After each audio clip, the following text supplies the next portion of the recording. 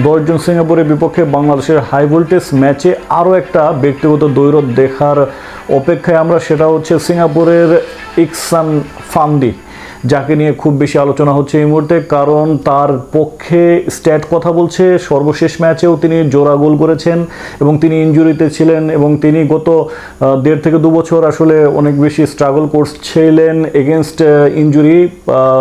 এরপর ইনজুরি থেকে তিনি মুক্ত হয়ে বা ইনজুরি থেকে সেরে উঠেই 5 মাস পর ম্যাচে ফিরলেন এবং সেই ম্যাচে জোড়া গোল করলেন। সেই ইকসান ফান্দিকে নিয়ে আসলে বাংলাদেশকে চিন্তা করতে হবে এবং তাকে রুখে দেওয়ার জন্য হামজা চৌধুরী আছেন, যেটা আমরা ভারতের বিপক্ষে ম্যাচে দেখেছিলাম যে সুনীল শেট্টির বিপক্ষে হামজা চৌধুরীকে যেভাবে কাজে লাগানো হয়েছিল, সুনীল শেট্টিকে যেভাবে বোতলবন্দি করে রাখা হয়েছিল, ইকসান ফান্দিকেও ঠিক একইভাবে বোতলবন্দি করে রাখতে হবে।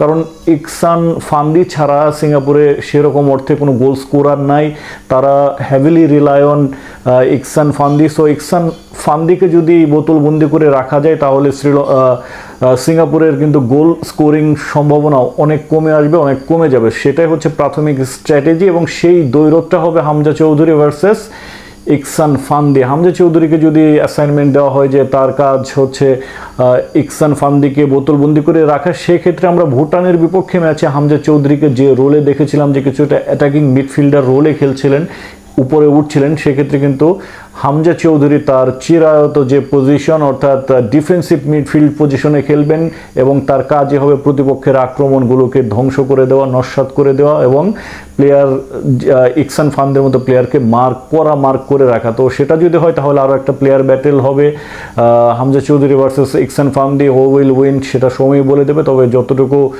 বোঝা যাচ্ছে যে হামজা চৌধুরী যদি চায় তাহলে ইকসান ফান্দি আসলে গোল করতে পারবে না, সে আসলে বাংলাদেশেরই ফাঁদে কাটা পড়বেন সেটাই বিশ্বাস। তো যেটাই হোক দর্শক, আজকে এই ভিডিওর উদ্দেশ্য হচ্ছে যে প্লেয়ার ব্যাটেলে যদি হামজা চৌধুরী উপরে উঠতে না পারে সেক্ষেত্রে কিন্তু বাংলাদেশের আসলে যারা আক্রমণ ভাগের যারা প্লেয়ার আছেন, বিশেষ করে ফাহমিদুল, রাকিব এবং আলামিন, তাদেরকে কিন্তু ফাইন্ড দ্য ওয়ে, নেট খুঁজে বের করতে হবে এবং যদি মোরসালিন সুযোগ পায় সেক্ষেত্রে মোরসালিনকেও কিন্তু পারফর্ম করতে হবে, গোল করতে হবে, তা না হলে কিন্তু বাংলাদেশকে জেতা কঠিন হবে। তবে হামজা চৌধুরী ডিফেন্সিভ ফিল্ডার রোলে খেললেও অ্যাটাকিং মিডফিল্ডার হিসেবে কিন্তু শামিদ সোম আছেন।